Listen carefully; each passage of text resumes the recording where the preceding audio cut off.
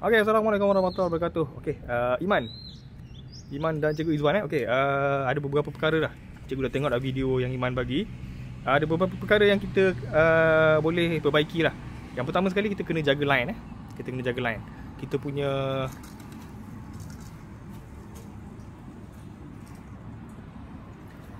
line kita kena jaga.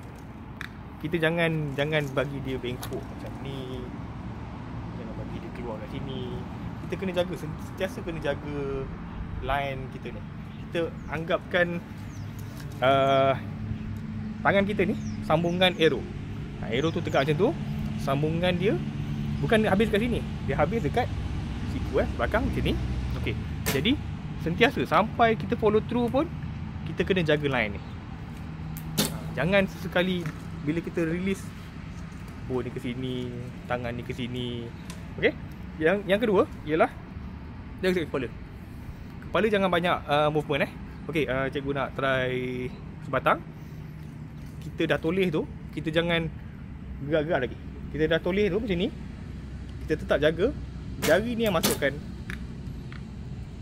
tali tu dekat bawah dagu. Okey, kita cuba sekali.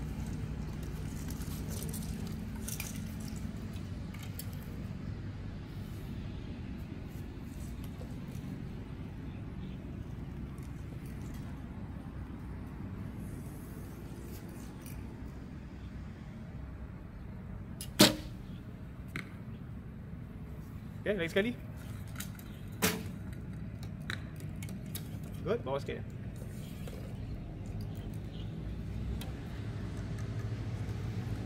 Lagi tegak. Tengok target.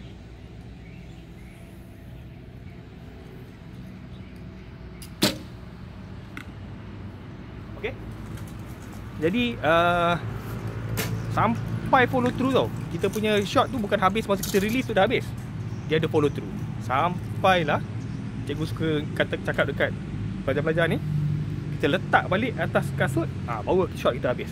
Jadi sepanjang-panjang proses tu kita kena jaga dan cuba buat yang paling konsisten, yang paling sama. Okey, teruskan praktis. Jumpa dalam video yang akan datang. Bye.